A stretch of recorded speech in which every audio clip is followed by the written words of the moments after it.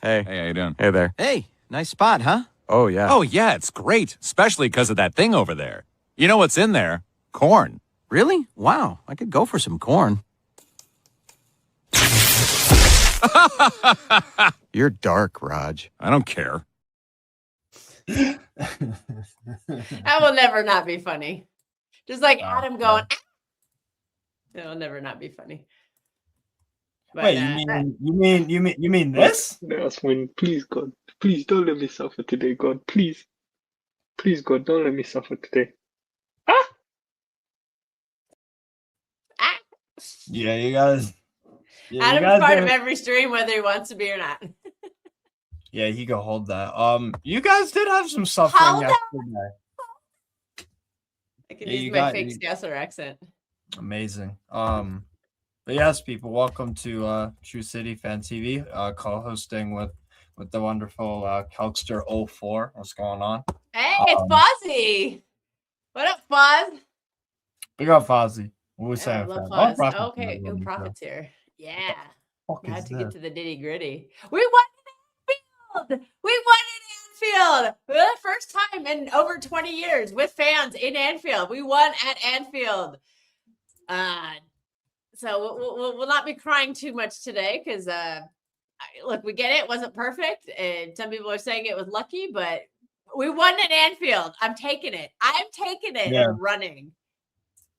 Yeah, you can't be picky about. Yeah, the Liverpool fan says good win. I think he's joking, but that third goal should have counted. I think it should have. Apparently, I don't think Szoboszlai should have been sent off because that's gonna be bad news for Liverpool. They're gonna have to play their next game without Szoboszlai.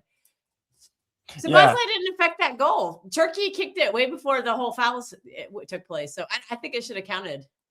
We need it for a goal difference. Liverpool fans are happy that it didn't count because their goal difference is keeping them ahead of Brentford. Brentford, of all things. The team I predicted to get relegated might make Europe. And a team that just beat our ass at the weekend pretty comfortably. To be honest, they played much better football than us. Maybe I just picked the wrong London team to be that shocker in the Champions or in the European spots. Remember I said Fulham, and then I backtracked. Fulham are still up there. Full America, baby. They didn't get Pepe though, so that's yeah, it does suck. Anyways, we haven't seen Prophet in a while. Prophet, what'd you think of that game? Prophet. Hail ones and ones. Well, one of those games where you take the result and you run, right? It's nothing that we haven't seen before. We looked decent in the first half. Yeah. Maybe not creating a lot, but looked in control. You know, we weren't being flied through. Nico O'Reilly looking good. You know, well done. Oh, we will glaze on Nico O'Reilly. Don't worry. 5 minutes into the second half, from the minute the second half kicked off, it was totally different. The mood changed. We couldn't string 3 passes together. It was hoof and hope. We were playing like a lower table team, and I'm wondering what the hell has happened here. I've been asking the same question from the season start. How in the hell are we Jekyll and Hyde in one game? We are passing beautifully, looking good, and then as soon as that team bares their teeth, increases the intensity. Mind you, they don't have to do anything super special. Doesn't have to be a change of system or any special tactics. They just need to come and get at us, get in our faces, and everything just goes to hell. Right?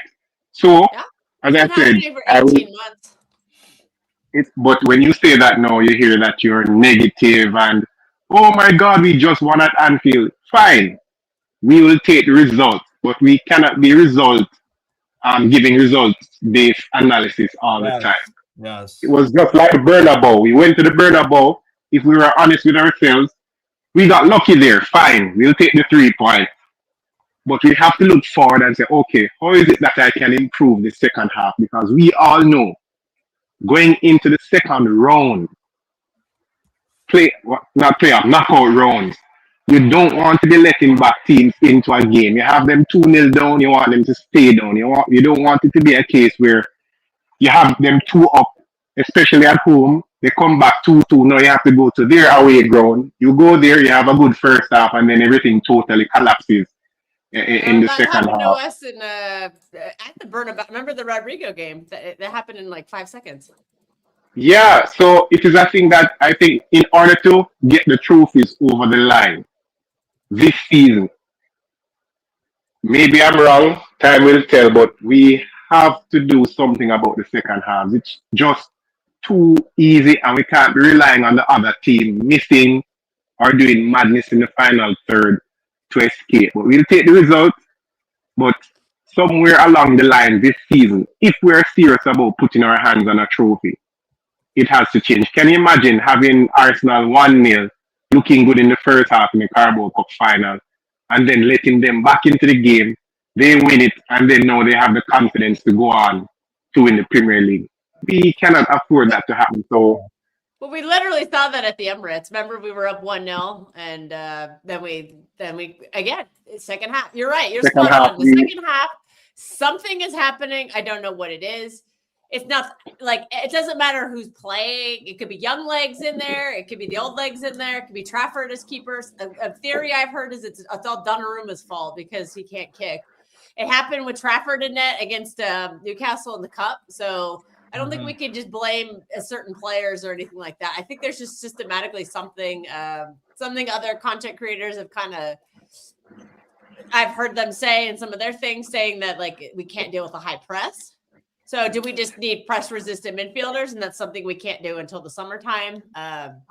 but is Roger press resistant? Roger was there. Isn't Bernardo press resistant? Bernardo was there. So I think it's a case where some way, somehow, I'm guessing, of course, because, of course, I don't know more than Lord and Savior Pep and all of these people, but I think it's a case that we need a midfielder that is brave enough to drop a shoulder and beat a player. I think it's a case where we're afraid, oh my God, I have the ball. I don't want to lose it. Then we go sideways, and then man who gets it sideways, you know what, I don't want to lose it. He goes backwards, then it ends up with Donnarumma, and then whoof, Haaland ain't getting nowhere near because it's not a long pass. It's a hoof up the field. When Doku is playing, at least as much as person, oh, Doku doesn't score the goals. One thing I can guarantee, when Doku gets the ball on the inside, he can both relieve the pressure and he can drive forward in the attack because he has the ability to beat that player. 1v1, he can beat that pressure and drive forward or beat the pressure and just ease it off by changing the tempo and just passing it back. Because if he's driving forward, you have to follow it. You can stop it, play it back, ease the tempo off, cool it down a little bit. But without Doku there, which other midfielder do we have that is going to be brave enough to take the ball? I am under pressure on the half turn. Boom, I beat this guy, or boom, I make that pass. Similar to what Adam Wharton would do. There I say. There I say. I actually Get the wanted ball, to. boom. I wanted to That's counter fast. you on the Doku thing because you said, I think we're seeing that some of these players are just not fit enough to play a full 90 right now. It's very clear Rodri is not fit enough right now because he's still working his way back from being out for almost 18 months. I think Bernardo Silva is struggling to play full 90s just because he's getting older. And so, his battery life just isn't as long as it used to be. I don't think Doku has ever been a player who really plays a full 90. Remember, he's consistently being subbed off. The nice thing is when he's healthy, you do have a kind of somebody who can do those things late in a game and who has proved to be that outlet. I know everybody hates him, but Savinho has done that off the bench very well. Remember? Yes, he does, because what Savinho does have. At the Bernabeu, Savinho was providing an outlet for us. Even in that Fulham game, as we were kind of having issues, Savinho was providing an outlet. The problem is our midfield just collapsed. Because that's what Savinho does. So, yeah, I do think that I definitely agree with your point. I think there are some fitness issues, and some of them is just, I think Rodri is slowly getting fitter per game. Like, I think he used to gas out after 55, 60 minutes. I think now it's kind of getting upwards like 70-ish minutes, but he's still struggling in those last 20 minutes of games. But we just have to suffer through it because the only way he's going to get better at playing a full 90 is to keep playing full 90s. Yeah. And I think yesterday he showed his quality. He still I has don't it. think I it's know a you're fitness ready to run him issue. out of town, but No, hold on. Before we get to running Roger out of town, I don't think it's a fitness issue because the minute the whistle is kicked for the second half, it just goes pear shaped. I don't think it's a fitness issue. I think it's more of a mental issue where there's fear. Because as you said, who has the skill set to be fearless, to get the ball and beat a man? Maybe it doesn't work all the time. And oh my God, he gave away the ball, but at least you can see what Xavier is doing. As you said, he came on in the burner ball, he relieved the pressure. He got the ball, he beat a player. Now everybody has to chase down Savio to try and get it back.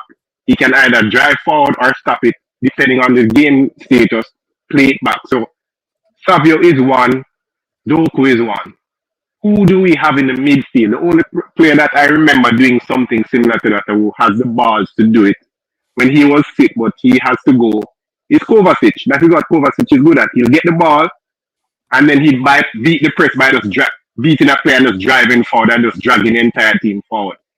We saw that I think the year when we won, is it 4 in a row when we went to Liverpool and we were being battered 1-1 and Liverpool was battering us. And the minute Pep brought on Kovacic yeah, and Doku, Liverpool had to back off because what was Kovacic doing? The same thing Liverpool was doing. They were high pressing man to man, and Kovacic got the ball, beat one, beat two, and he's driving forward. You know, everybody's, oh my God, we have to get back. So I think it's more a player issue. Who is going to have the balls in midfield? When it gets to the second half, the other team is chomping at the bit, and there's no fear because we have lost that fear factor. They want to get at us.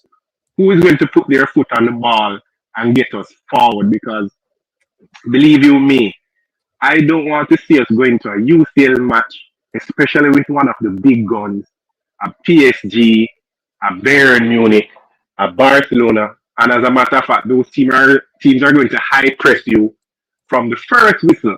So you're not going to get to play in yourself comfortably and then go into the second half. They're going to come at you for the majority of the 90 minutes.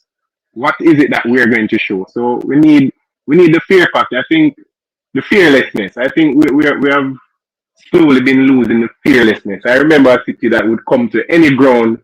They are going to say it is 11v11.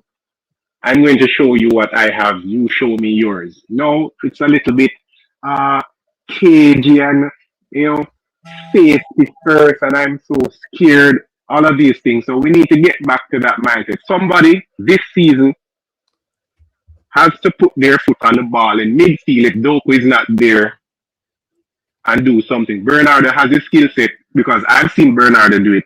But what the hell is happening? I've seen Roger do it. old. He's an What the unk. hell is happening? He's an unk, and he's It's not old. That's a all of skill his that meltdowns too. It's just I think he's just not able to handle that role anymore. I mean, he's Well, brilliant. and- He had a very good game yesterday, and obviously he came alive in the second half. But he was part of that. He has been part of that, and yeah. And I think that is something we have to start recognizing. And, maybe would Nico G have helped? I don't know. But that's all we really have on our available right now. We don't have a lot, because Nico O'Reilly started the game. And now that I mentioned his name, I have to glaze on Nico O'Reilly. I think he looks really good in the middle. Excellent. Yes.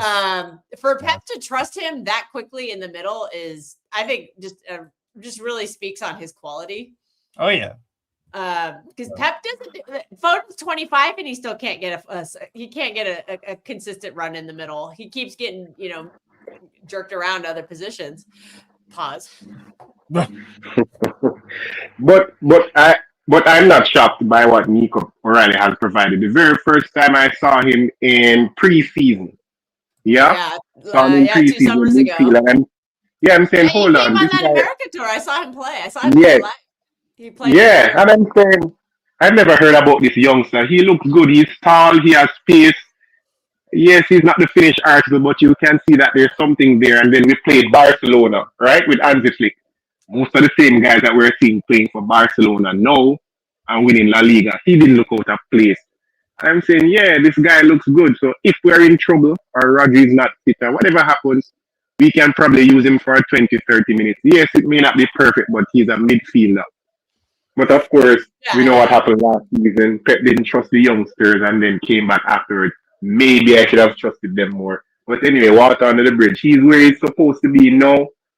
I think it's a matter of time before he explodes. But somewhere, somehow, we have to give the players the confidence to say, hey, this is who we are, win, lose, or draw, but there's no way in hell But any team can just come in the second half. And to me, it doesn't matter if it's Exeter, any lower league team can. Could I ask you guys? Because this is what I noticed after the Szoboszlai goal. I think Liverpool screwed up real bad by. I think they changed their approach. I think as soon as they scored, you guys got back on the ball and got some onus. I think they allowed you to play. I think they seemed content with the 1-0. They seemed, they were, and in the first half they weren't really going for it either. Yeah, so I think. So therefore, what my conclusion is, and I've seen this in other games with you guys before this season, particularly like Brighton and particularly maybe Newcastle at home in the Premier League when we won, teams show you less respect and they will go for it and they will go for it. They will go at you. They just show you less respect. They just like their intent, the other team's intention is something that I think maybe your manager doesn't game plan for enough. Yeah, that goes back to this point. Because you guys are so used to. Goes back to this. Yeah, they changed tactics at the halftime because they're not respecting us, and we don't seem prepared for the changes like at all. And that's what's concerning me is we keep seeing this happen every game pretty much throughout the whole season. It doesn't matter who the manager is. Like I said, it doesn't matter who's on the pitch. No. So I don't know how we're not being prepared for that, like in the when they're doing training and stuff, like how, because they do their they go through their games before each opponent, whatever, how they're not like identifying some sort of pattern and that kind of stuff. Exactly. Ways to mitigate it. Man for man. They stopped going man for man. Gravenberch did not get on the ball as much. McAllister did not get on the ball. Like they became too conservative. So that's why the second half trend, it was true for the most of the second half until they scored. But then after they scored, they stopped doing man-for-man press and they stopped getting their midfielders on the ball. And they stopped getting Kirkas up and down the pitch as well, which is something that I haven't seen from them all season. They just kind of phoned it in, is what you're saying. Yeah, and you guys took advantage of it. And so that's why you eventually scored. Even though you didn't look brilliant post Szoboszlai's goal, their intent and their game plan backfired completely, and you took advantage. It was a good ball from Cherky on the right.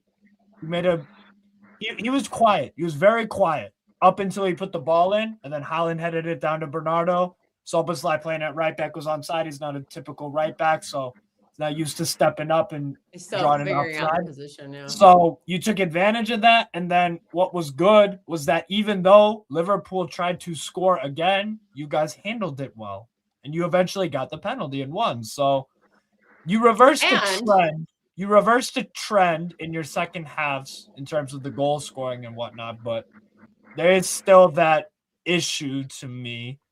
We got away with it. It's just Liverpool have been terrible in their game management as well. Newcastle, on the other side, have been terrible in our game management as well.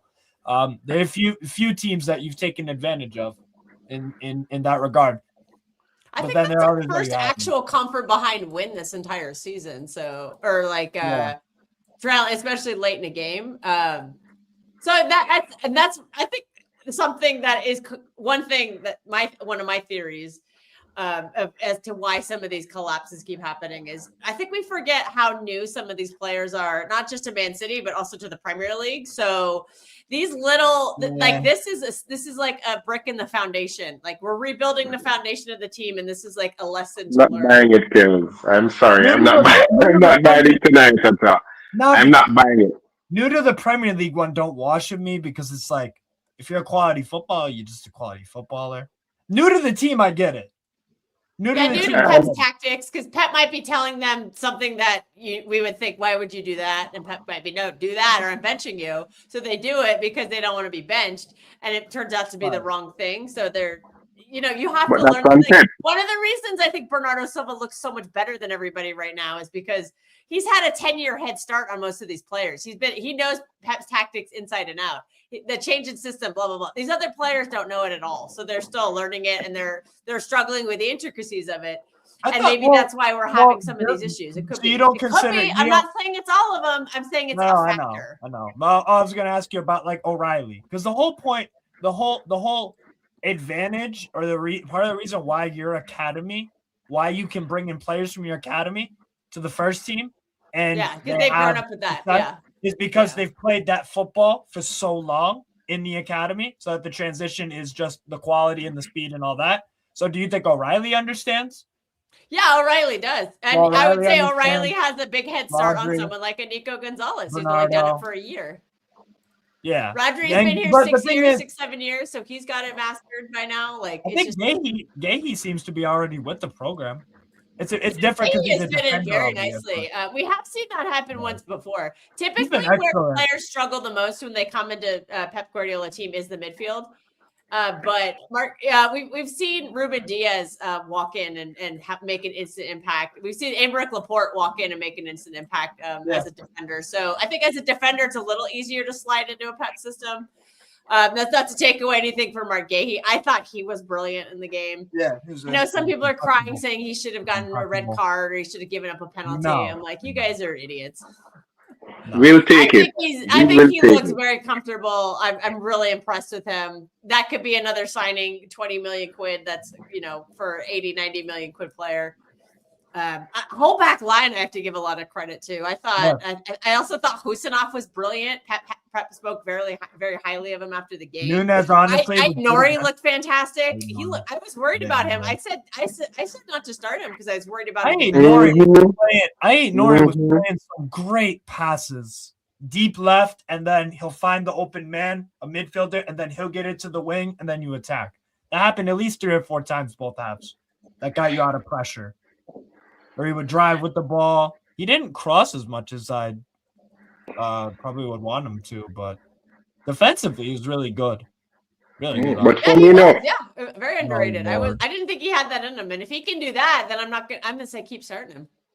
So you didn't watch him at Wolves, Kells? He has that. No, not really. I knew he was good crossing the ball, but I don't watch Wolves. I'm just gonna be. Yeah, man.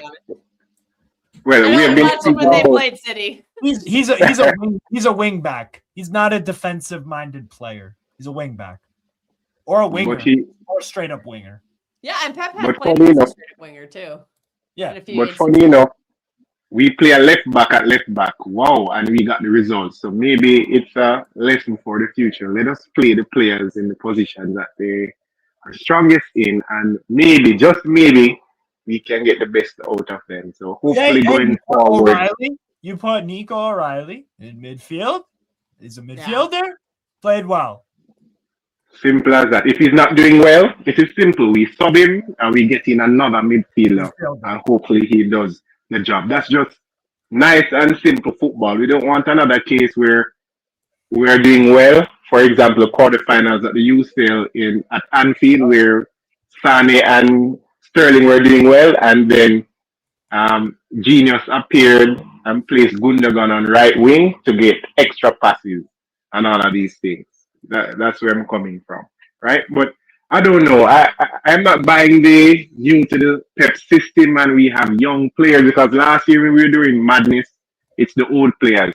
Yeah. Now we have new players. The old players knew what to do. Their bodies just could no longer do them because they got old, and that's just natural for footballers. Gundogan is always going to have that brain. That's not going anywhere. It's just his legs are gone, and I think we're seeing that in moments with Bernardo Silva. The brain is still there, and you can even see with Rodri, the brain is there. He's still getting his body fit from that long layoff, but he's looking stronger in these last few games. I'm really impressed. I've been really impressed with Rodri the past couple of games that he's played. And I just hope I think we still have a month or two until he's really fit. I like what I'm seeing, though. Give that man a new contract. That's my Ballon d'Or winner. I want him to stay. It's a sentiment. I'm not dealing in sentiment. He'll get a contract, not because of what he did 2 or 3 years ago. We want to see what he's capable of now, and can it go into the future. So Let us see what happens up to May, and then we can make a decision from there. Right? I know people don't like to hear it because we're a sentimental bunch. Oh, he won the treble and he's our first Ballon d'Or player. I think Fine, he's there has to be proving to effort. me that he just looks like yesterday. I'm like that looked like Rodri to me. He But was all of our moving the ball. midfielders He was look good passing in the first half. progressively. He had. I thought that looked like Rodri. That's what we've been missing, and I loved it. Yeah. So what happened in the second? That is what I'm trying to say. Where does all of that go in the second half? He's looking good. The second half just started. Where are those passes from Rodri? Where are those Nursing home. passes from No. Bernardo Silva? I don't see. That's Yeah. the thing. That's the mystery. I think it's a tactical thing because our team's high pressing us in the first half, and then they just start in the second half. I would love somebody to go back and watch all these games where we keep. Well, okay. But isn't that what we want? I can tell you. In the Spurs game, the big thing that changed with Spurs second half was they were playing back five. They had Paulinho playing essentially as a third center back. Yeah. And they were losing the midfield, obviously, and there was such a gap in between their Gallagher, who was basically playing on his own, and then Simmons. We look good. And then so since they had a back five, they just invited so much pressure. What they did second half was they subbed off someone. They subbed off Romero, and they subbed off on Romero. They subbed off Romero for Pop Moved Sar. Paulinho back into the middle. And then they went to a back four, and they were just more positive. Simple as that. So yeah, so that's a tactical change then. So we're asking what keeps happening. There you go. It's a tactical change. Remember in the Chelsea game, they subbed on Santos to beef up their midfield, and we couldn't handle the phicality. You can go back to the Brighton away loss early in the year. I said another tactical change. I remember doing the watch on with you. Tactically changed it.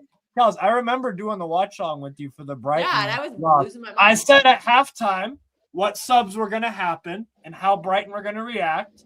They did it, I think, a few minutes after. They might have made one halftime sub. They brought on a triple another sub. midfielder. They did a triple sub. Remember? Yeah, and I got like raise the tempo of the game. So I guess that's how we answer our question is okay. Tactically, things are changing.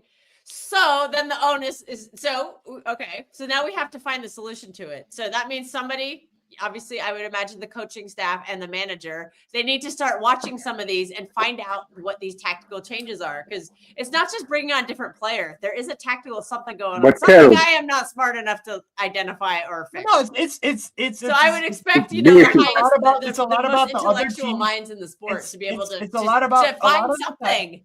A lot of the times, it is teams will play defensive against you first half. They will either concede one, maybe two, or nothing, or maybe they take a lead and they're like, you know what, we need to go for this more. Because remember, like I said, in the Liverpool game that just happened yesterday, they scored and they went conservative. That's not what teams do against you sometimes. So what I'm saying is, it has a lot to do with. Should we try to be more defensive in the second half? If they're going to go for it, should we counter that by being more defensive? How do we counter what they're trying to do? That's what our manager and coaching staff needs to identify. It depends on the game. Look at the game, Brighton. You mentioned Brighton. Same manager. The season before, he was unbeaten against City.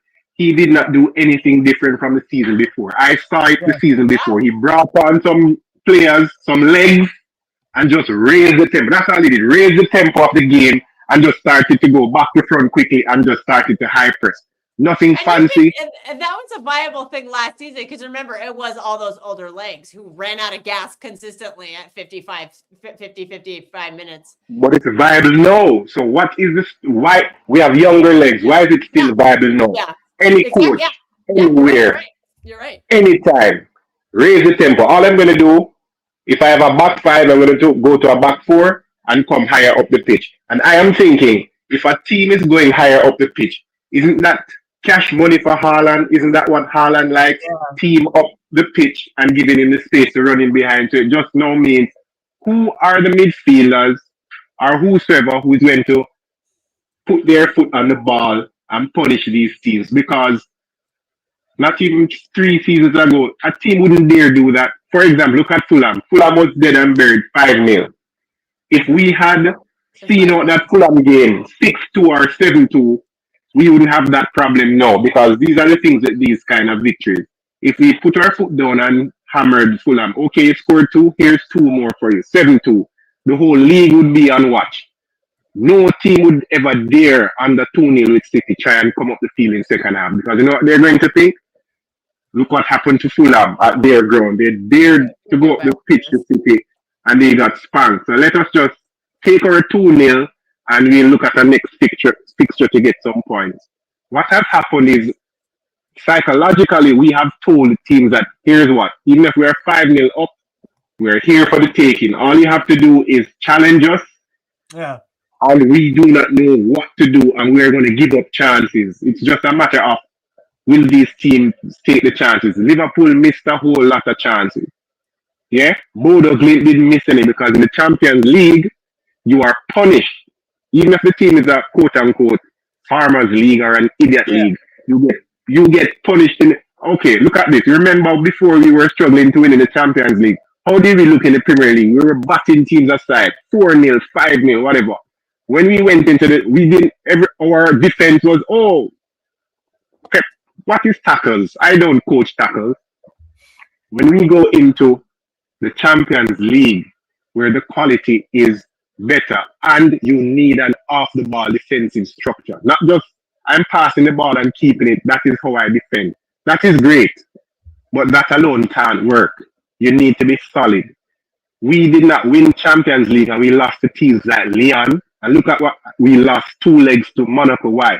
We kept conceding goals because in moments, once a moment goes against us, once teams bare their teeth against us, we collapse. And I think we're going back to something like that. The only difference is we only used to collapse in the Champions League. Yeah? No, we're not only collapsing in the Champions League, we are now collapsing in the English Premier League. Yeah. Yeah, Okay. so we're now collapsing domestically. Do we have any of these players that would fit what you think we need to do on our squad now, or do we need to go to market? And are there players that are weak and causing some of these issues that need to go? We have to go to market one way or the other because Bernardo is going, Kovacic is going. But what I think we need, I don't know if it's a new voice or Pep will rediscover the fire. Whatever the case is, who cares? Whether Pep in, out, or in between. Right now, I think we have the players, but it's a mentality. There's a fear in the team where as soon as things goes against us, nobody wants the ball. Nobody wants to try anything. You guys need a sports psychologist? That's a thing nowadays. That's a thing. I can highlight two players on the team who, whether they lose the ball or it's whatever the situation, they're going to try and put their foot on the ball and relieve the pressure. That's Doku and that's Savio. I feel like sometimes when I watch you guys, so the best teams about the teams who manage games the best are the ones that are the most street smart. Sometimes it doesn't even matter about the quality of the manager relative to other ones or the player quality relative to other ones. Sometimes it doesn't matter about that. Street smart. You know why Newcastle were, why one of our biggest declines are? Do you know why one of like something that made us special and like stand out in the early 2.5 years under Eddie Howe? Dark arts, street smarts. That doesn't happen no more. Shithousery, winning fouls, taking momentum out of games, psychologically trying to mess with the other team. Yeah, we no longer have that. Like that, I feel like your team just doesn't show in certain moments. Except Arsenal would be the great example. Arsenal versus Arsenal away at Emirates was a great example. I think time was running down. There was a minute, and Reinders had the ball, and instead of dribbling into the corner. This is part of our Liverpool review. No, but this is a good point. It's a good point. Yes, and that's what I'm saying. You did show that mentality. They did the same thing. Remember, Gundogan did the same thing against Aston Villa. He just picked up the ball and did that. You know who also did that for Newcastle the other day was Sandro Tonali. Saying when Bruno G was gloating, I got the pen. Tonali got the ball and ran back. He's like, we need to go win this game, and you didn't. You drew it. Mm. For all you So Bruno G Glazers out there, Tonali had the mentality, not Bruno G. And some of our fucking fans think that he don't care no more. Whatever. It's fucking stupid. But yeah. No, I that's what I'm saying. So you guys actually Arsenal brought a dog. in that They've Liverpool got the game, you emotional guys- support dog. Has anybody seen Win the Dog lately? Do we need to send out some sort of a like put a lost dog? a lost poster? dog. But no, but What happened to Win the Dog? in the Liverpool game, like I said, I think you guys benefited from a Liverpool collapse and you took advantage of it. Because I hate when people do this thing where it's like, oh, they gifted you the win, you didn't deserve it. Like, this is the thing with sports. Teams will make mistakes. Some mistakes don't always go punished, though. If a goalkeeper passes the ball to you and it's wide open and you kick it in your own net, that's a gift that, okay, yeah, you weren't given that, but that was just a moment. If you need to pounce on your opponent's mistake, and you did. You converted the penalty that Alisson gave you, and you turned the game around after the goal because you took advantage of the fact that Liverpool were just content with the 1-0. And when you brought up street smarts, I'm remembering the Bernabeu game with Savio, and before Doku was being subbed.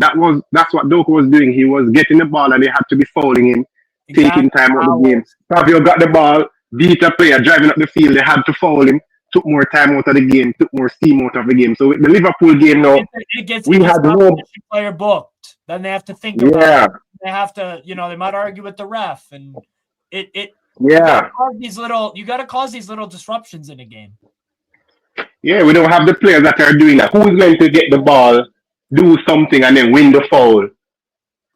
Take some heat out of it. Because sometimes maybe you can't play your way out of it all the time, but you get the ball,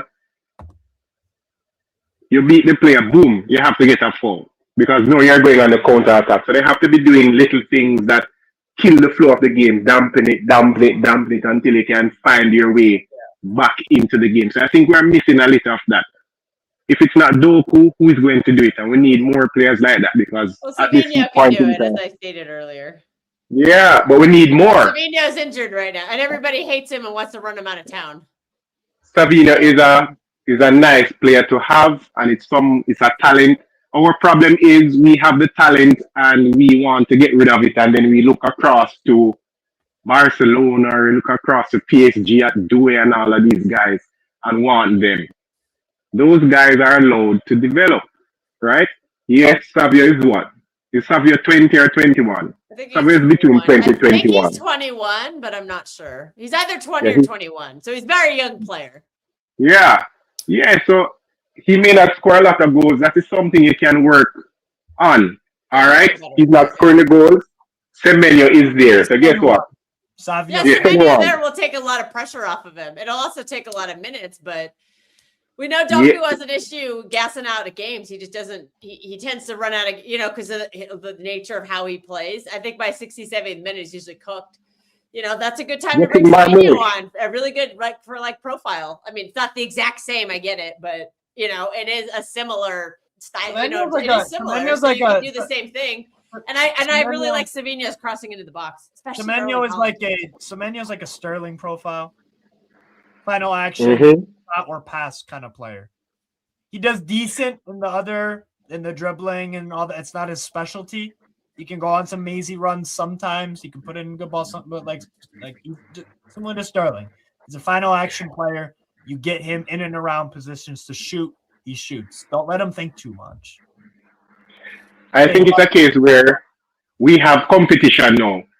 Savio looks at the bench and guess what? Yes, I can do things that Semenyo can, but guess what? Semenyo does one of the hardest things in football. He puts the ball in the back of the net. So you know what? In training, I'm going to spend those extra 2 hours doing my shooting drills so that when I get the opportunity to come on the field, because we're not gifting anybody any starts, I get the opportunity to come on the field, I have to come and show. When I get a chance, I bury it because when I am on form, I keep the shirt. I think we need to go back to a place where it is competition for places. If you don't like it, we sell you, we get the next one in, right? One monkey I don't think stop we're the very show. close to that. I think because we're finally getting bodies healthy. I think there's going to be a lot of competition for spots. Like, look at right now. Phil Foden can't get into this team. Tajani Rayners couldn't get You into the want game yesterday. competition. That's a good thing, though. You want competition. Yeah, and have you noticed since Tajani's been in and out of the team, every time he comes on, you see him like trying much harder and he's starting to score more goals. Whereas early in the season when he had no competition, he kept getting in positions and missing chances. But now that he realizes like, oh, if I don't score this, I'm not getting this chance next time. I'm not getting this opportunity. And he started putting the ball in the back of the net. And he's one of our, I think he has like 14 or 15 GNA, when he's been kind of a part-time player for the last 2 or 3 months. So that's going to help. But if Pep just remember the last time we went on a run, he just stuck to the same 11. There was no competition. Everyone burnt out, and then we started becoming inconsistent again. So I don't know I mean, I think we have the bodies available, but I don't know if he'll actually rotate anybody. Somebody made a comment earlier saying like this is our midfield from now on, and I'm like, well then that midfield's going to burn out. We already saw Nico O'Reilly burn out once this year. And he struggled for a while. Bernardo is going to burn out too because he's just an older player. And Rodri is struggling at the end of games because, again, lacking the match fitness. And you got to get Nico G in here sometimes too because Nico G has showed his quality all season. Remember, when we had that 8-game win today, Nico G was a big part of that. Yeah. And we can't just dismiss him. Like, he's legs. He wins duels. You talk about we need a profile, somebody who can tackle and duel. Nico G, we already have him. You can do that. You got to play him sometimes. I still am dying to see Nico G and Rodri together. I'm still dying to see that. I'm just dying to see that. But and I like the Nico against Newcastle. I really like that. And again, no more just to glaze on Nico O'Reilly. The fact that Pep Guardiola trusted Nico O'Reilly to start cup games at St. James Park and a Premier League game at Anfield shows that Pep really, really values this guy. So thumbs up to CFA for that one. You know what? I would start Nico G. Go Nico again, and then you can sub Rodri on late in the game because Rodri again. I want him to play, but I don't think he needs to start all these games. Actually, no, Fulham, because I forgot on Saturday is a cup game. So maybe start Rodri, sub him off at 60 minutes, get Nico G some minutes, and then you start Nico G in the Salford game on Saturday. Yeah, you're right, Magnus. We need to do some resting of some key players. Then you guys. And this is going to be called an agenda. It actually is an agenda, but start playing Bernardo once a week. You'll get much more out of him. That game he did yesterday, he'll do that more often if he's playing less. I guarantee it. You know why? Because we saw it last season. Remember when he was so good at the end of the season? We were only playing one game a week, except for the occasional week or two where we'd have an FA Cup. But we weren't in the Champions League. He was playing less, and he played better. Gundogan played less. He played better. Bernardo's in that category now, whether we want to accept it or not. So if you want to get the best out of him, you can play him less. You don't have to play him every game. Because, if he's leaving in the summer, you need to start getting the next players ready, the ones who are already here. And then so they have some knowledge so they can start teaching those lessons to the new players who come in the summer, Right. That's just how I look at it. But you preserve him for the Chelsea away. Preserve him for Leeds away when we need him. Preserve him for those games. Don't waste his time on Salford at home. Don't waste your time with him at Wolves or Leeds, or, at the Etihad, which we already did. Like, don't waste his time at West Ham at home. Let him rest and let him recharge the battery, and he'll be much better at Chelsea away for that. And you could always bring on a Bernardo Silva if you're at Leeds away, 70th minute is 1-1. No, you get him you start him in that game. I start him at the top away games right now. Yeah. I'm saying like the games at the Etihad is where you don't have to start him. But even if you don't start him, that doesn't mean you don't have to play him. You can still bring him on to see out the games, which as you and all the rivals have told me is the best way to utilize him. Because we've had long conversations about this on streams with rivals. And every single one of them says that they think Bernardo Silva should be subbing on into games and seeing them out. That he shouldn't be starting every game. So that's neutral opinions, not just Modric style. I do have an agenda, though. We all know that. That's how real you I don't think saying once a week, is really like a terrible agenda. But maybe the thing is, the thing is the fan base is attached. The fan base is attached to the hip at these with these players since the treble, because I don't remember people crying to hold on to David Silva and these players. These players left because they know that, hey, at this moment in time, I can produce X on the field. They left, Aguero left, all of these things. But since the treble, it's a case where we're just trying to hold on to these players, even when we see the decline, even when we see that, all right, this guy cannot manage every 3 days, games. Let us manage his minutes. Real managed Modric's minutes when he got up in age. Certain crucial games he comes on to calm things down, blah, blah, blah, blah. But no, we're still thinking that Bernardo Silva is the same Bernardo Silva of treble or pre-treble times. If Bernardo is used wisely, of course we can all see the results. When he's spammed out, Exactly. Yeah. by the time it reaches the 55th minute, he has no use. There's no use for Bernardo. He's just dead. But we know that Pep is not going to take him off the field. So he's just there as a net negative. Everybody cursing. Why the hell is Bernardo still on the field? Blah, blah, blah, blah. When he gets the rest, we see the results. Why don't we go with what makes sense? What we see happening. This is making sense. Do it. Right? Sideways and backwards is not working, but when we pass vertically, it's working. Let us stick with that. We have a tendency to, we're doing things that's working, and then out of the blue, we're experimenting with something else. Right now, if truth be told, we should either be level or ahead of Arsenal because Arsenal opened the door. Who are we playing Oh, yeah. Red Sea here, House Captain? And they'll continue to leave that door open, Prophet. Yes, they are because Arteta is the manager. He is nervous. He is very shaky. He is everything Arteta is being. This is the big question. Jadar says, let's say we keep Bernardo next season. Anderson comes in. Should Anderson sit on the bench so that Bernardo can start every game? Because Who's that's the what manager? we'll do if Bernardo stays. That is what will happen. If Pep is the manager, then it's a waste of a player. 1 year of him on the bench because you know, I know, and everybody knows that. As Pep told us, he sleeps better when Bernardo is in the team. I didn't say it. That's what Pep said. He sleeps better. So we're going to buy a player. That's a great quote. Who we're going to take 1,000 years to integrate him because we are holding on to Bernardo Silva. This should be Bernardo Silva's last season. Yeah. I am hoping, whether it be by scam or by brilliant football, I don't really care once a trophy is in the cabinet. Send him off with silverware as best as we can. But there's no way we should be contemplating keeping Bernardo for another year. There's no need for that. Shut up, right? Adam. Yeah, let the man leave with his head held high. Let him go out on a high. Let him go out lifting us to a Premier League trophy, you know? Yeah, we did Kyle Walker, and Kyle Walker did himself a disservice because he was not self-aware enough to know that this was the end. I watched Kyle Walker play for Burnley on Saturday. That guy, he looked washed up. He looked getting mad.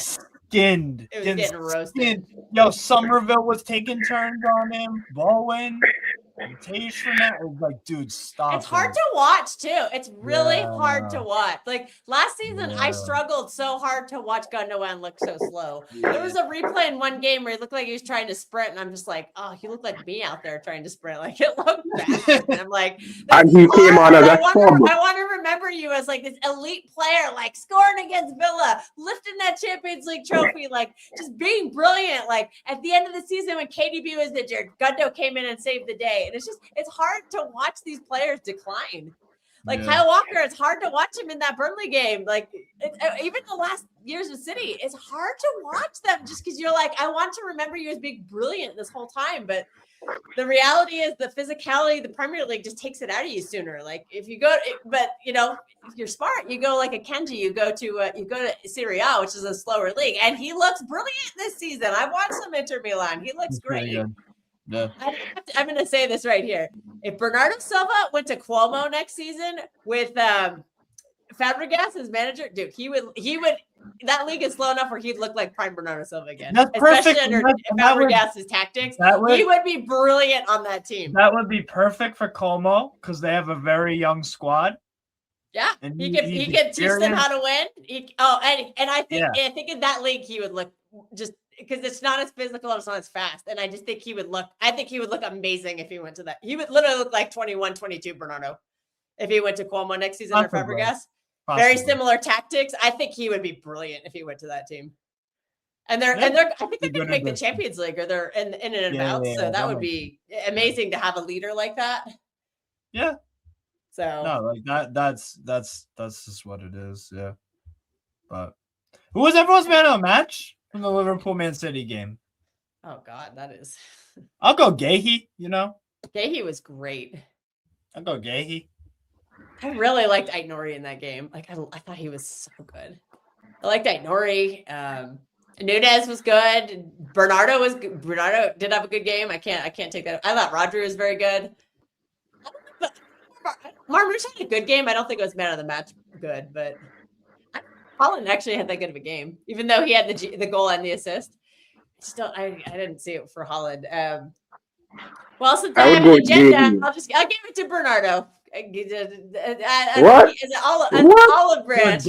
Olive branch for my agenda. No. This is outrageous. I would give it to Gahey, somebody who played the entire 90 minutes and didn't, disappear. Nico O'Reilly was very good. His only mistake was the yellow card on Salah.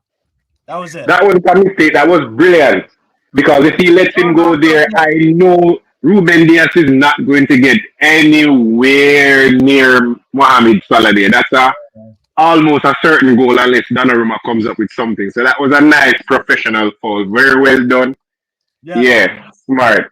Take one for the team because nobody can tell me that Ruben Dias is getting there because we have seen it before. He's never getting there.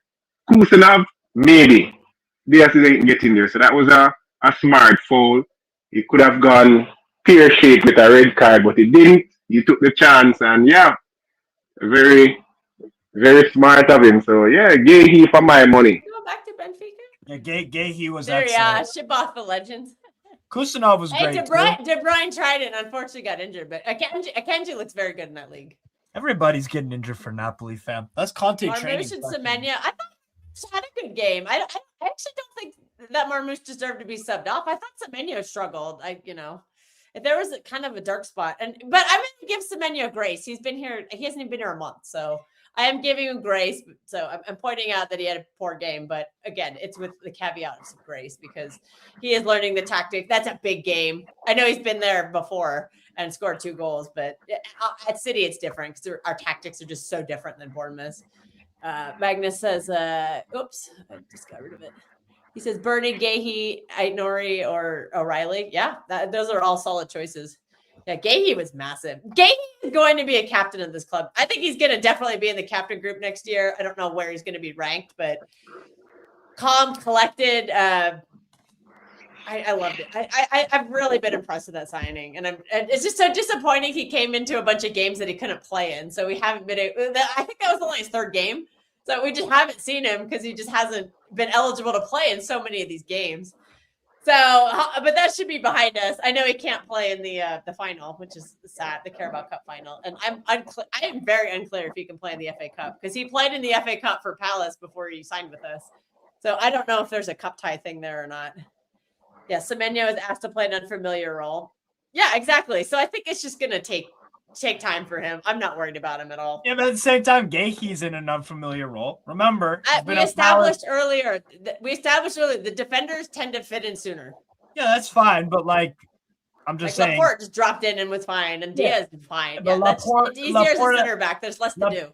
Laporte at Athletic Club played in a back 4.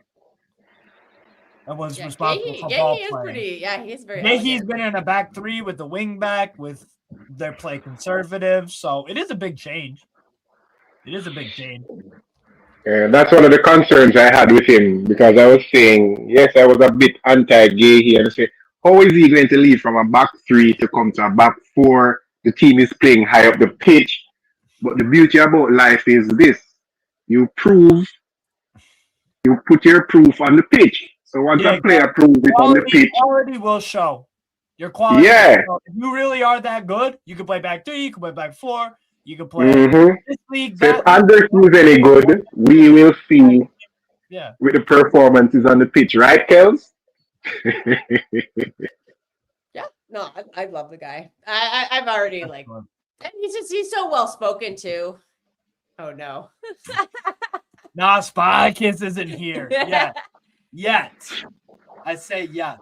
Yeah, Gahey is he plays in the back 4 for England, so that might be helping him. And a lot of people say he was England's best player at the Euros. Sure, I might have to agree with that because I thought England were terrible at the Euros last year. But Gahey was absolutely god awful. But Gahey was probably their best, most consistent player. That was the. Oh no, Trafford is bad. Spaghetticus. Spartacus getting ripped on. I can't believe he thinks that Trafford's gonna be better than Donnarumma in 2 years. That's let him. It's okay. It's not impossible. It's big up Spartacus. It's not impossible. It's not impossible. It's just improbable. It's the likelihood is. But who knows? Right now, Donnarumma is the better keeper. Trafford could develop into that. We don't know. Goalkeepers are a weird one. Goalkeepers are a weird one because they can shoot up or they can shoot down. There's not like a consistent trend with goalkeepers. Sometimes you bloom late, sometimes you bloom early, sometimes it's very, very random. The goalkeeper. We might have forgotten to give Mateus Nunes some props too. I thought he was very good in the game. He won the penalty, which ended up giving us the win. You guys defensively didn't give Liverpool that much. You didn't concede that much. And Donnarumma needs a shout out too for that save because that saved us points. That literally saved us points. Yes. Because if that was 2-2, and like you were talking about earlier about how that was deflected. That's a definitely save. Dead. Oh my god, yeah, Matt Hatter. Yeah, I went back and listened to it. I could not believe it. It's like, man. And it continued on Not in My Lifetime channel earlier this afternoon, a little while ago. Insane. It's okay. Everybody's entitled to their opinion. There's no right or wrong answers here. Yeah. We're just having a football debate. It's not that serious. We're just having fun. We're just it's fun. It's fun. Yeah, it's like being in a pub, drinking and discussing this without actually being in the pub. We're just doing it online. So I think Donnarumma is the difference between this season and last season. The biggest difference. As much as we have bought X amount of players for how many millions, the biggest difference, because could you imagine if Edison stayed? They would have probably beat him out of the club by now, because I know a lot of those saves that Donnarumma made, he was getting nowhere near any of them. He'd probably be mid-table by now. So I think Donnarumma is the signing of the season so far, based on what he has produced. Yeah, I can't pick if it's him or Turkey, because Turkey has been brilliant. He missed 2 months of the season and he's pushing 20 GNA already in all comps. Like, that's crazy. I think Ryan Turkey has been amazing. And also about that Donnarumma save, that I guarantee you that gets nominated for save of the month, and he might win it for February. I guarantee you that gets nominated. Like, that'd be, if you want to put a prop bet on that, yeah. Yeah, Donnarumma has been a big difference this season. And it's also another line of defense. So, because there have been moments where our defense has been got at because, maybe it's been an issue from the midfield or something. And Donnarumma has cleaned up a lot of messes already. So that's helpful. That's another, that can help us play a little freer, being like, oh yeah, I don't have to be perfect because I've got a brick wall. I got the brick wall. And if the brick wall gets penetrated, then we got Donnarumma there to clean up all the shots. So I think psychologically that's probably making the defenders play better too. I think Diaz in particular has looked a lot stronger, and I think he and Donnarumma have developed the rapport pretty quickly. What do you guys make of Haaland yesterday, and how do you think this has to be the turning point to get him back on track for form, or what y'all make yesterday? Oh God, for me. I think he had a great game because I think Van Dijk just is Van Dijk is still kind of in his head. But he got the goal. I mean, getting that penalty is huge. Like, Yeah, of course. because we've had issues in the past with penalties in those kind of situations, and he got he scored the penalty. He won us the game. And he also got the assist on the Bernardo Silva goal. So at the end, he did get the GNA. I don't think he had a great game overall, but you know what? De Bruyne had games like that all the time where he was not very good in the game, and then he did something magical. And in this case, Holland just got us the output. I won't call it magical, but he did. He got us the win, basically. I'm fine with it. But overall, Here's not the the truth. greatest. But whatever. In the first half, he didn't do much. Second half, he didn't do much until he had the chance. He had the 1v1 versus Alisson in the first half, I believe. Then that was it. He didn't have much. But here's the thing with Haaland. Haaland is a striker, old school. He's not going to do any step over. He's not going to do any fancy thing. He puts the ball in the back of the net. He scored the all-important pressure penalty, which we have seen. We have missed many of those over the years. He did his job. My problem is simply this. Haaland, if we have watched Haaland over the years, we know what Haaland thrives on. He continues to make those runs. Who is going to pass him the ball? At this moment, I flipped out to start during the pregame when we were doing the lineups. I looked at that midfield and I was like, "There's no creativity here." And I know that Marmoush and Semenyo don't really create chances either, so I got really nervous. So maybe Ryan Cherky coming into the game was also a part of the fact that we created some of those chances at the end. I realized it was also in tandem with Liverpool, kind of not high pressing us anymore. But you still need the creator in there, and if Holland's getting a goal and an assist, that's what he's there for. He's there to put the ball in the back of the net. So maybe we're not utilizing. He was being the decoy, and then Danny got the GNA. Yeah, I mean, he's never going to be Harry Kane. I'm not going to expect him to be.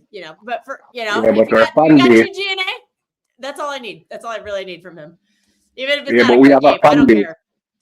We have a fan base that wants him to be Harry Kane. We have a fan base that sees that we're playing against Haaland and they still want to blame him. Every single striker that I know of goes on barren runs. Aguero did it. Yeah. R9 did it. A lot of players, even Mbappe goes on these runs, unless you're in a Mickey Mouse league. We're trying to, and this is what we're doing with our players. We're trying to blame our players for things that we know that they cannot do. Marmoush is not a wide winger. So if you play him there, you're not going to get anything out of him. They are runners. These guys running behind. We are making the runs, nothing happening. I'm going to reference a game from last season. I know people don't like to hear about last season, but we played a similar system against Real Madrid away in the Champions League. We went, I know tactical, we went double false 9. Marmoush and Savio. If I'm wrong, the tacticals can kill me. But whatever. I'm calling it double false 9. They were making runs after runs after runs. Guess who the midfield was at that time? It was Gundogan, Bernardo, with Nico Gonzalez as the 6th. Bernardo and Gundogan ignored every single run that was made. Let's not dwell on last season. I'm trying to erase it. But it's the same thing. But the same thing is happening. They are making runs after runs, and the ball is not coming. So, what are we expecting from Erling Haaland? We know what he does. So everybody who is he's not holding up the ball as much. Fine, maybe it is something he can learn. But for you to put your money and hat on him to do that, that's not what he does. We know what he does. He wants to get the ball early. If he gets it and nothing is happening, he can stop it and pass it back to whosoever around the ball. That is how he has played in Norway. That's how he has played at Dortmund. The first year or year and a half or 2 seasons when De Bruyne was here, that's how he played. You get him the early ball, or once you see him making the runs, you put it through. If it doesn't materialize, you can always stop, wait, hold it up in that sense, and then pass it back. For this thing now, we have to play 150 million passes before he gets the ball. And then now he has to snatch at that chance because he's not quite sure when another 500 passes are going to be made for him to get a chance. So I think that is helping in the nervousness in front of goal. I don't know when I'm going to get another chance. I'm going to snatch at this. Yeah. At the end of the day, I believe people can say I'm It mad. always makes me laugh. We have a team where if we play to the player strength that we have, we can get something out of the season. But if for some strange reason we continue to try and turn them into something that they're not, we have no tiki-taka players in the side, as far as I'm concerned. Maybe two, and that's it. Everybody else is Yeah. at it. Nunes is at it. O'Reilly is at it. Foden has been programmed these days, but back in the day, Foden, that's one of the reasons why we don't see Foden in midfield. What did Pep tell us? When he played in midfield and he had a good game in the good old days of Foden, and people are asking, so why don't you play Foden more? What is the thing that Guardiola always says? Pause. He needs to have pause. And I am thinking, you get pause with experience. Yeah? Pedro just didn't come and get pause like that. You play him in the position, and then over time, he will develop that. Yeah? Yeah, But but he as keeps far as I'm being concerned, we kill Foden. shoved out to the wing. So how's he gonna learn to play in the middle when he's the one who's always getting sacrificed when there's an injury. He always has to go out to the wing. He's never gonna learn that. We have failed Foden as far as I'm concerned. We have failed Foden. Watching Iniesta, watching Xavi, watching Pirlo and all of these guys who played, I don't remember them every other week they have to be going into another position. You have to have a position where you play there a good percentage of the time to get an understanding, a feel, a comfort with that position. Look at Nunes. He's a midfielder, but he switched him to what? Right back. He's been at right back for a majority. Over time, he's getting more comfortable. He's now doing things as a right back. I would still buy a right back in the summer, but you guys get where I'm coming from. He is feeling that position. What the hell are we doing with Foden? He's number 8. Is he advanced 8? Is he a defensive 8? Is he a 10?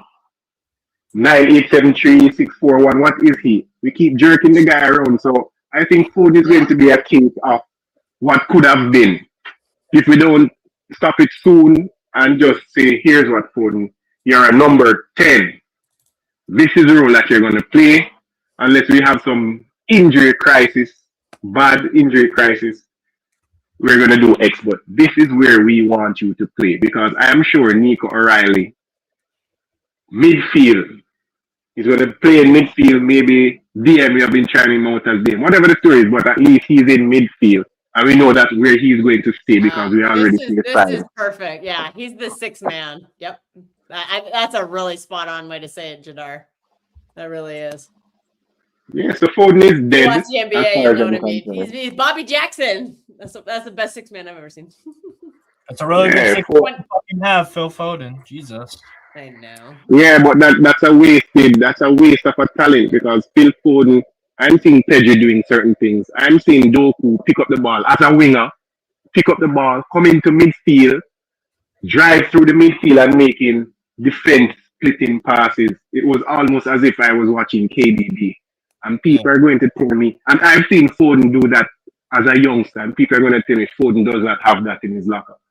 Foden has every single thing in his locker. You know what I'm dying to see?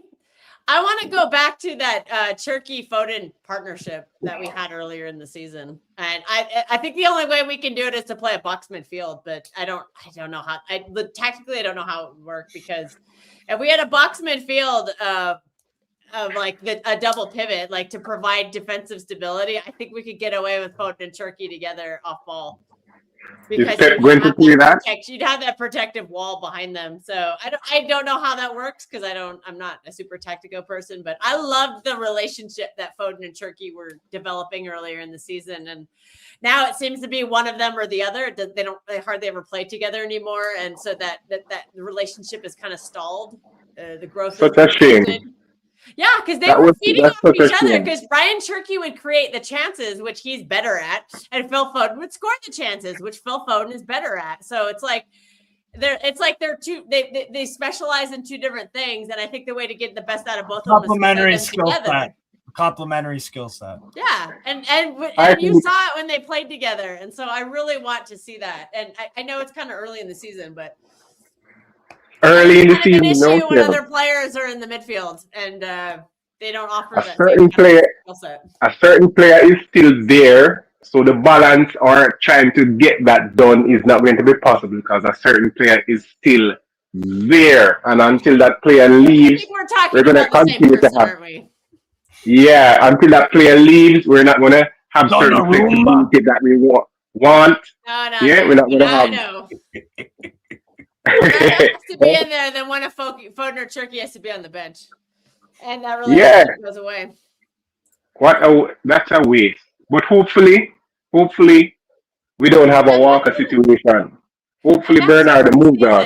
Imagine next season in games you have Rodri and either Elliot Anderson or one of the two Nicos as a pivot, and then you have Foden and Turkey. Turkey and Foden. That would be Magic. beautiful. Yeah, because I don't think Foden would have lost all of, and I don't think Foden is just a goal scorer. Foden still has the creative capabilities, but what that would do now is free up Foden to reach certain heights because he knows exactly what his role is. Turkey knows exactly what the story is, and then we have the defensive cover behind there. That would be a magical team. I was looking forward to that this season, but of course, we were told, just like Fernandinho when he was a captain, he's not going to play as much, only in certain games. And some of us bought the lie, and here we are today. We have a talent rotting away on the bench with his best years ahead of him. And another talent only plays sometimes. When it's a big game, you're not going to see him, which is Turkey.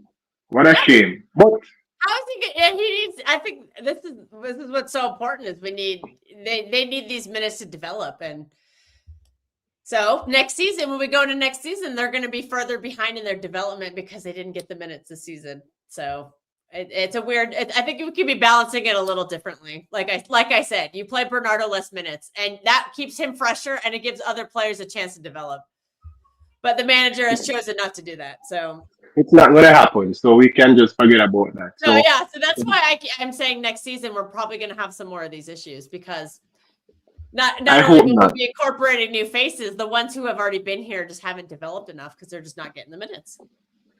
We saw Nico G. If Nico G had played more last season, he probably would have caught up faster. And like I said, he finally did catch up, and we had that 8-game win streak. But maybe he would have done better in the Brighton the Spurs game, and if he had played more last season, and maybe we wouldn't have dropped points in those games, and we'd be closer to Arsenal.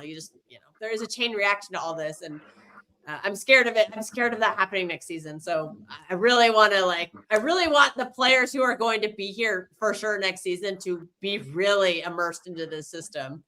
And like, so that we can just try to hit the ground running next season, because there will be struggles with whoever we sign in the summer, because they'll have to have the adaptation period. But the more people you have ready to go, the easier the transition will be. Because if one player is struggling, fine. But then if everyone around him is also struggling, then that's when we start dropping points and get out of a title race, in September, October, We've seen it before. Heresy. All of what you said is just heresy. Getting rid of the treble winner. The man that makes our Lord and Savior sleep at night. I'm Prophet taking the piss. This is outrageous. I am not the only one. I am seeing big city content creators. I've heard two. I am backing you to the hill with that. It is true. I don't care what anybody wants to say. It is just the truth. The problem is, I don't know, maybe there's monetary rewards attached to saying certain things. I don't know. Yeah, keep that up. Keep that up for a while, Steve. We are trying to get more subscribers to this channel, the True City Fan Extra channel. Channels, yes. Yeah, we have a second channel that we do a lot of watch-alongs that are not Premier League. There are some Premier League, but we do a lot of like Serie A, non-Man City, Liga, they're non-Man City games. That's where we do those. They're a lot of fun. We watch a lot of Liga. a player I've been telling Prophet about as somebody we might want to look into signing. An English midfielder who plays for Lyon named Tyler Morton. We've been scouting him on this channel. We watch the Liga From the games. Farmers We have a Lyon League. fan who joins us. It's a lot of fun. Steve brings in a You lot of want really to good guests sign on an that channel. Englishman from the Farmers League? Have you lost your mind? The great Elliot Anderson is available for 80 to 100 million British pounds Tell me what you sterling. told me, Steve. How you think we get Tyler Morton for what, 50? Probably. He's very good. He's 50, 60. I think he's Like solid defensively, but he has a little more goal scoring than probably an Anderson. But I haven't watched a whole lot of. I've probably watched about equal of the two of them right now. I slightly favor Morton, but it sounds like we're heavily linked to Anderson, so we'll see if that sounds like Okay, it'll happen. But until it happens, it hasn't happened. You know what I mean? I have a Steve, question about Anderson. Steve, you can jump whenever you need to. I'll shut the stream down. Oh. We are going to close out here in a little while because Go on, Prophet. Go on.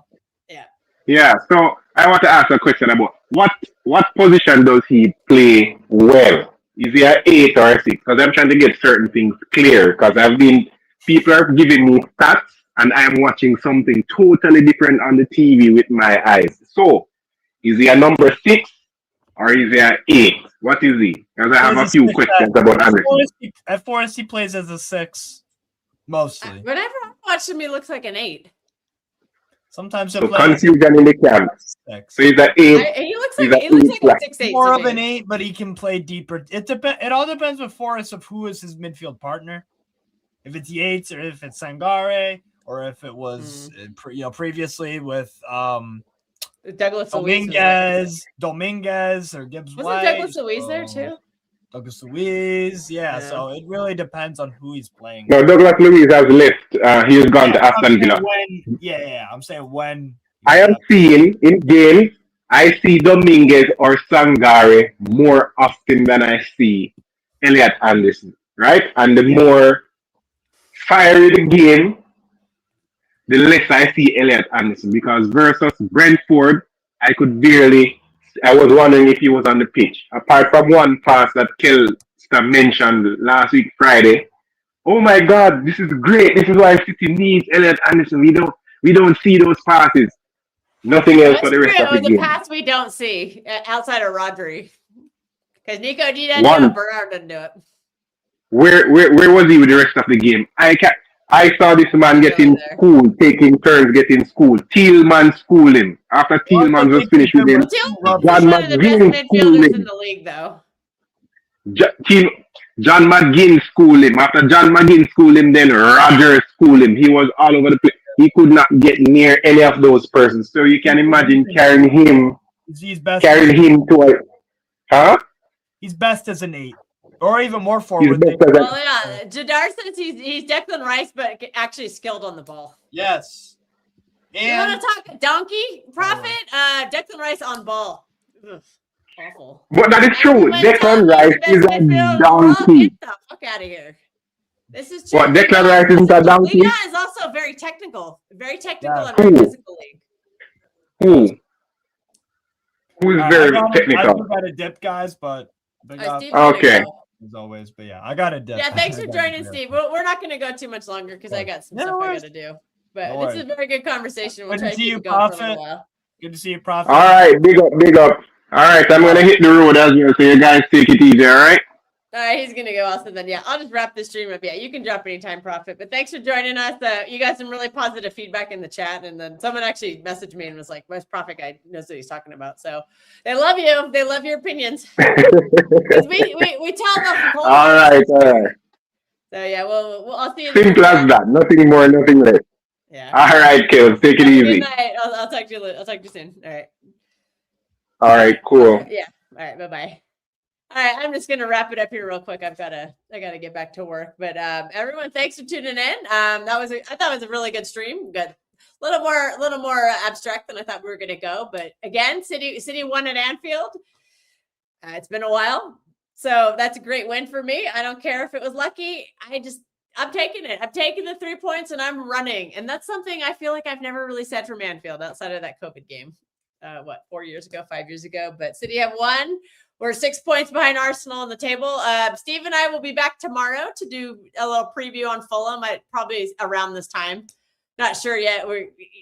He's got stuff he's got to do after work, but yeah, it'll be a late night UK stream time. Because remember, we're both in America, so our time zones are a lot different. Like we started this stream for me. It was 3 o'clock. It was like 3:30 in the afternoon. And so right now it's like 5 o'clock. So it's very early out here. So when I'm like, oh, late stream, it's like, oh, it's like what, 1 or 2 in the morning for UK time. So we apologize for that, but it's just 8-hour time difference for me in the UK. But yeah. And everyone, thanks for tuning in. We hope you have a good night, and we'll see you tomorrow for a Fulham preview. All right, everyone, have a good night.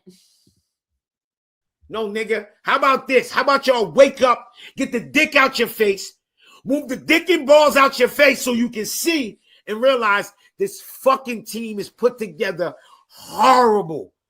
Horrible.